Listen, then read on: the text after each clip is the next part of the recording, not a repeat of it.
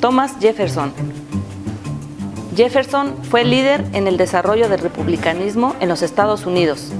Insistió en que el sistema aristocrático británico era inherentemente corrupto y que la devoción de los estadounidenses a la virtud cívica necesitaba de la independencia.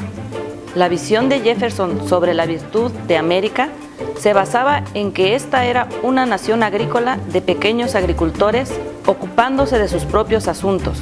Su profunda convicción en la originalidad y en el potencial de América lo convirtió en el padre del excepcionalismo estadounidense.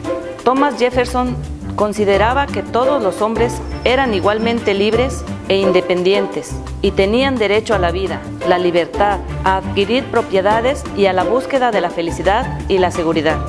La base de la democracia jeffersoniana consiste en democracia participativa, separación de la Iglesia y el Estado, libertad de conciencia.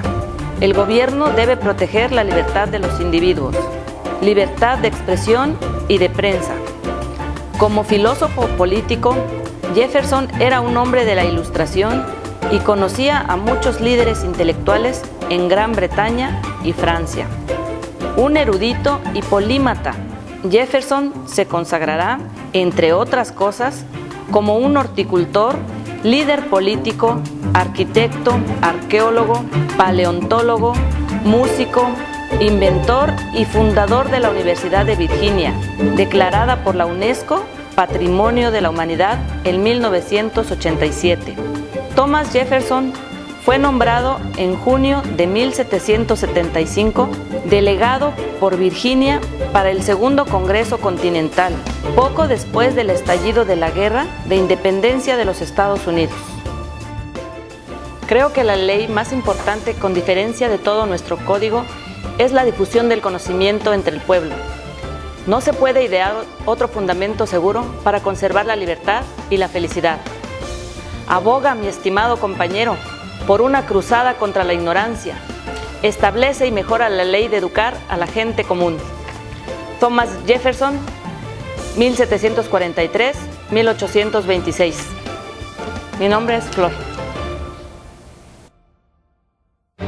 Mijael Alexandrovich Bakunin, oficial de la Guardia Imperial de la Artillería de San Petersburgo, quien abandonó el ejército y se interesó en la filosofía inspirada por Fichte y Hegel, decidiéndose estudiar en Moscú, en San Petersburgo. En 1864, fundó en Ginebra la Hermandad Internacional de la Democracia Social. En 1867, apoyó la Liga por la Paz y la Libertad, junto con Garibaldi y Víctor Hugo. Posteriormente, conformó la llamada Alianza Internacional de la Democracia Socialista y en 1870 formó el Comité para la Salvación de Francia. Bakunin diferenció los aristócratas y demócratas. Predijo que la naciente inteligencia de su época se descartaría por una entre dos opciones posibles. La primera consiste en explotar las luchas populares para tomar el poder estatal, dando origen a lo que llamó la burocracia roja, que terminó por imponer el régimen político más cruel de la historia. La segunda, paralela a la primera, la seguirá lo que descubrirán que el poder real reside en otro lugar y se erigirá los vendidos de la clerigueya, como los dominó la prensa obrera. Estos servirán a los dueños auténticos dentro de un sistema de poder privado protegido por el Estado. Mijael Bakunin, 1814-1876. Luis Enrique.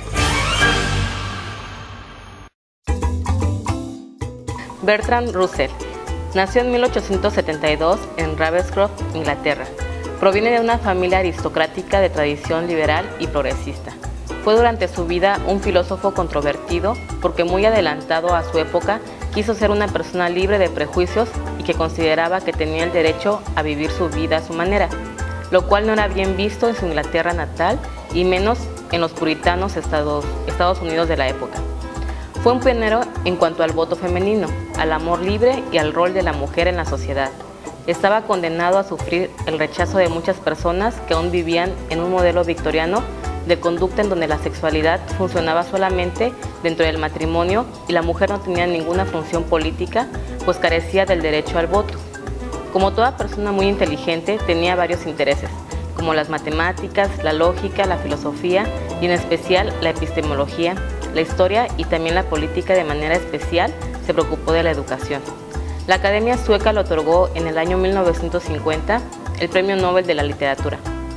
En el año 1890 fue admitido en el famoso Trinity College de la Universidad de Cambridge, donde pronto se destacó por sus habilidades matemáticas. Obtuvo la graduación en matemáticas en 1893 y al año siguiente en filosofía. En 1903 publicó su libro Principios de Matemáticas, una obra que despertó un gran interés en Europa y los Estados Unidos. La novedad es que Russell trataba de asimilar la matemática a la lógica y concebía la serie de números naturales como biyectables entre sí. En 1912 fue designado profesor en el Trinity College, lo cual era un honor a sus intereses y a sus conocimientos en matemáticas. En 1914, cuando empieza la Primera Guerra Mundial, se dedica a los problemas sociales y al activismo pacifista, lo que le significó ser expulsado del Trinity College en 1916. Su lucha contra el sistema le significó en el año 1917 ser condenado a 6 meses de cárcel por haber publicado una carta apoyando la posibilidad de la paz con Alemania, lo que habría ahorrado miles y miles de muertes. Muchos pensaban que Russell fue un rebelde, pero en el buen sentido del término, porque estuvo desconforme con algunos aspectos del sistema, pero nunca se pronunció contra personas determinadas. En su ensayo titulado Educación y Disciplina, Russell precisó su propio concepto sobre la rebeldía.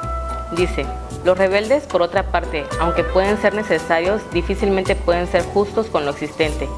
Añádese que son muchas las clases de rebeldía y solamente una pequeña parte de los rebeldes son sabios. Galileo fue un rebelde y fue sabio, y cuando los rebeldes se hacen educadores, muchas veces provocan el desafío por parte de sus alumnos, para los que al mismo tiempo están tratando de formar un ambiente perfecto, aunque estos dos fines sean escasamente compatibles. Lo deseable no es la sumisión ni rebeldía, sino buen carácter y general afabilidad, tanto para las personas como para con las nuevas ideas. Russell y la educación. Russell plasmó sus ideas sobre educación en un libro pequeño pero enormemente valioso, porque en él se puede encontrar una filosofía de educación que se refiere a todo el sistema educacional de un país y al mismo tiempo a todo el ciclo de formación de un individuo. Es interesante que muchas de las observaciones las realizó en sus propios hijos y no en grandes colectivos como suelen hacer los autores norteamericanos. Si bien Russell recibió la educación de calidad que era reservada para las familias nobles y para las que poseían riquezas, no dejó de pensar que esa enseñanza era importante para el pueblo, pero que habría que sacrificar la libertad para poder lograr una masificación que hiciera la educación un proceso más democrático y de cobertura visual. Los fines de la educación según Russell. En su ensayo Educación y Disciplina, escrito en 1926, señala: toda teoría pedagógica seria debe estar constituida por dos partes, un concepto de los fines de la vida y una ciencia de la dinámica psicológica, esto es, de las leyes que rigen los cambios mentales. Finalmente, de 1967 a 1969, aparecería en 3 volúmenes su autobiografía, concluyendo así su obra. Russell fallece en 1970 a la edad de 98 años. Toda teoría pedagógica seria debe estar constituida por dos partes, un concepto de los fines de la vida y una ciencia de la dinámica psicológica, esto es, de las leyes que rigen los cambios mentales. Bertrand Russell, 1872-1970. Mi nombre es Karina. John Dewey.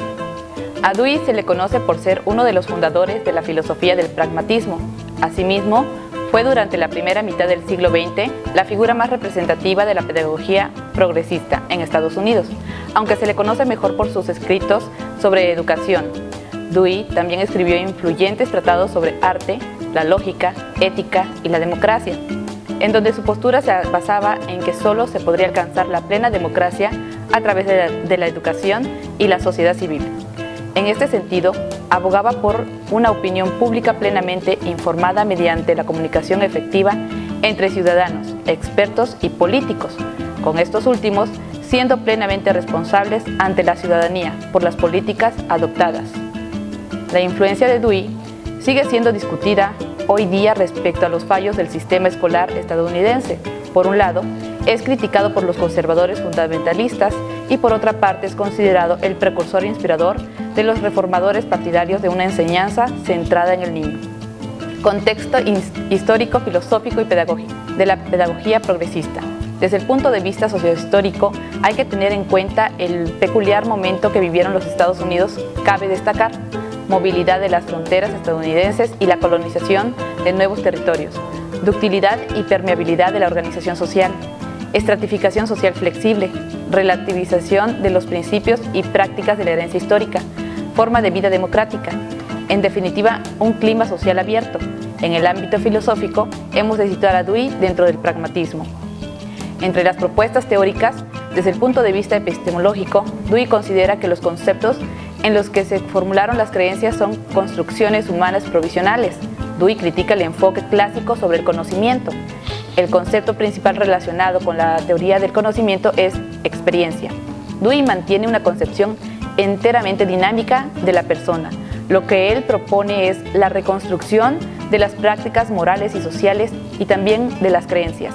Mantiene una posición crítica respecto a la sociedad industrial y una distante enorme respecto al marxismo.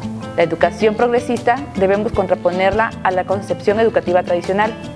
Dewey rechaza un conjunto de doctrinas pedagógicas de variado signo: la educación como preparación, la educación como desenvolvimiento, la educación como adiestramiento a la facultad, la educación como formación. La escuela, para el viejo Dewey, se concibe como reconstrucción del orden social. El educador es un guía y orientador de los alumnos. De todo esto surge el famoso método del problema. Los aportes metodológicos. Pretendía formular sobre nuevas bases una propuesta pedagógica en oposición a la escuela tradicional y antigua. Pensaba que la nueva educación tenía que superar a la tradición no solo en fundamentos de discurso, sino también en la propia práctica. Sin embargo, no existe un método Dewey para ser aplicado. Cuando él habla del método, lo hace desde lo abstracto, piensa que no existen métodos cerrados y envasados. Las propuestas metodológicas de Dewey constan de 5 frases: consideración de alguna experiencia actual y real del niño, identificación de algún problema o dificultades suscitados a partir de esa experiencia, inspección de datos disponibles, así como búsqueda de soluciones viables, formulación de la hipótesis de solución, comprobación de la hipótesis por la acción. Dewey mostró un sentido práctico para planificar y desarrollar un currículum integrado de las ocupaciones, actividades y funciones ligadas al medio del niño, incluyendo previsiones de desarrollo del programa en ciclos temporales. Algunas citas reconocidas de Dewey son: cualquier nuevo avance científico ha salido de una nueva audacia de la imaginación. La vida primaria de la memoria es emotiva más bien que intelectual y práctica. La memoria es una experiencia sustantiva en la cual se da todo el valor emocional en las experiencias actuales sin su intención, vicisitudes y sus perturbaciones.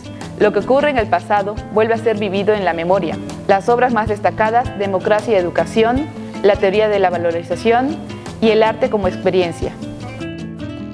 El ideal no es que un niño acumule conocimiento, sino que desarrolle capacidad. Si enseñamos a los estudiantes de hoy como enseñamos ayer, les estamos robando el mañana. John Dewey, 1859-1952. Mi nombre, Cecilia Carolina.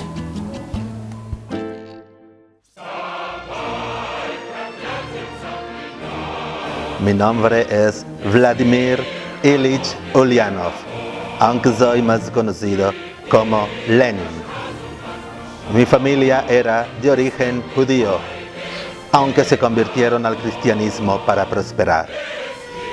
Yo de joven estudié Derecho, pero no me interesé en política, hasta la ejecución de mi hermano Alexander por los agentes zaristas. Me uní al Partido Obrero Socialdemócrata de Rusia, liderando la rama radical, la de los bolcheviques, lo que finalmente acabó provocando la escisión del partido.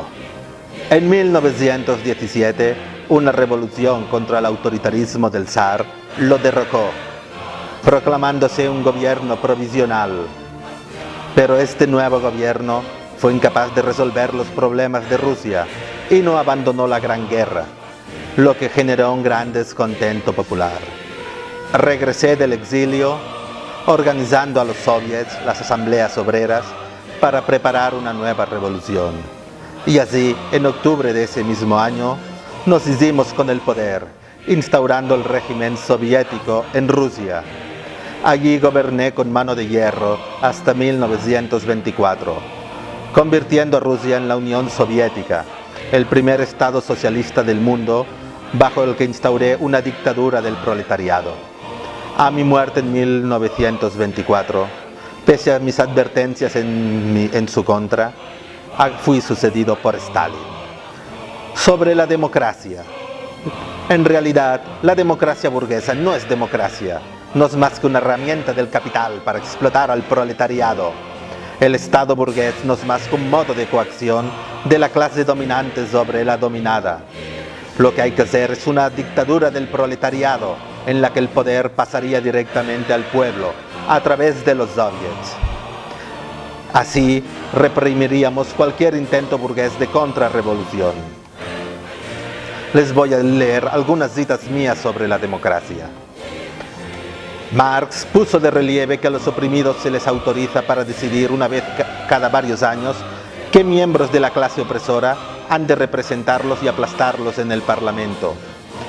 En la sociedad capitalista tenemos una democracia amputada, mezquina, falsa, una democracia solo para los ricos, para la minoría, para los explotadores. Solo el comunismo puede aportar una democracia verdaderamente completa. Sin embargo, la dictadura del proletariado implica una serie de restricciones puestas a la libertad de los opresores, de los explotadores, de los capitalistas. Debemos reprimir a estos para liberar a la humanidad de la esclavitud asalariada. Hay que vencer por la fuerza su resistencia y es evidente que allí donde hay represión, donde hay violencia, no hay libertad ni hay democracia. Finalmente, sobre la educación. Para nosotros, para los comunistas, la educación tiene un importante aspecto autocrítico, analizando los propios errores para formar dirigentes del partido. Se tenía que acabar con el analfabetismo en Rusia y acercar a los campesinos a los obreros. Hay que educar a la clase obrera y a las masas en los ideales revolucionarios, pero también hay que reeducar a la pequeña burguesía proletaria. El objetivo final es eliminar la falsa conciencia de religión y nacionalismo que son más bien propios de la burguesía. Y finalmente, para terminar del todo, unas cuantas citas mías acerca de la educación. Uno de los mayores males y calamidades que nos ha dejado en herencia la antigua sociedad capitalista es un completo divorcio entre el libro y la vida práctica. Si se fijan, en cierto modo, es lo que ustedes pretenden hacer actualmente con la educación por competencias, en eliminar este divorcio entre el libro y la vida práctica, que con la educación seas competente en tu vida práctica. Sin embargo, hay peligros. En estas escuelas, más que educar a los jóvenes obreros y campesinos, los preparaban para mayor provecho de esa misma burguesía. Se los educaba con el fin de formar servidores útiles, capaces de aumentar los beneficios de la burguesía, sin turbar su ociosidad y sosiego. Es el riesgo que hay actualmente también con la educación por competencia, que muchas veces en la educación lo que se pretende es formar gente competente al servicio de los empresarios y de los explotadores. Finalmente, suprimir las clases no solo significa expulsar a los terratenientes y a los capitalistas, esto lo hemos hecho nosotros con relativa facilidad, sino también suprimir los pequeños productores de mercancías. Pero a estos no se les puede expulsar, no se les puede aplastar, con ellos hay que convivir y solo se puede y se debe transformarlos, reeducarlos, mediante una labor de organización muy larga, lenta y prudente. Esto ha sido todo, espero que les haya gustado, Tovarich. Hay que sustituir la antigua escuela libresca, la enseñanza memorística y el anterior adiestramiento autoritario por el arte de asimilar toda la suma de conocimientos humanos y de asimilarlos de modo que el comunismo sea para ustedes no algo aprendido de memoria, sino algo pensado por ustedes mismos. Vladimir Ilich Lenin, 1870-1924. Mi nombre es Jordi. Noam Chomsky. En 1957, con tan solo 29 años, Chomsky revolucionó el campo de la lingüística teórica con la publicación de la obra Estructuras sintácticas, basada en su tesis doctoral Estructura lógica de la teoría lingüística, que no sería publicada hasta 1975. El efecto que produjo sobre las teorías lingüísticas y psicológicas entonces en boga fue demoledor, ya que atacaba los presupuestos centrales tanto del estructuralismo como de la psicología conductista. Hasta entonces se creía que la adquisición del lenguaje, como cualquier otra destreza humana, se producía por medio del aprendizaje y de la asociación. Sin embargo, Chomsky postulaba la existencia de un dispositivo central innato, el órgano del lenguaje, que permite aprender y utilizar el lenguaje de forma casi instintiva. Comprobó además que los principios generales abstractos de la gramática son universales en la especie humana y postuló la existencia de una gramática universal. Chomsky denominó gramática generativa al conjunto de reglas innatas que permite traducir combinaciones de ideas a combinaciones de un código. Fundamentó la hipótesis ya existente de que la gramática es un sistema combinatorio discreto que permite construir infinitas frases a partir de un número finito de elementos mediante reglas diversas que pueden formalizarse. La nueva teoría consideraba que las expresiones, secuencias de palabras, tienen una sintaxis que puede ser caracterizada por una gramática formal, en particular una gramática extendida por normas de transformación. Se le supone a los niños un conocimiento innato de que la gramática elemental común a todas las lenguas humanas, lo que supone que toda lengua existente es una clase de restricción. Se sostiene que la modelización del conocimiento de la lengua a través de una gramática formal explica la productividad de la lengua, con un juego reducido de reglas gramaticales y un conjunto finito de términos. Los humanos pueden producir un número infinito de frases, incluidas frases que nadie haya dicho anteriormente. Chomsky se encarga de las lenguas naturales partiendo de una gramática universal propia de todos los seres humanos de raíz biológica, desde la cual derivan las distintas lenguas de las diversas culturas que han existido en la historia del hombre y que existen aún. Noam Chomsky, 7 de diciembre de 1928, aún vive. Soy Jorge Antonio.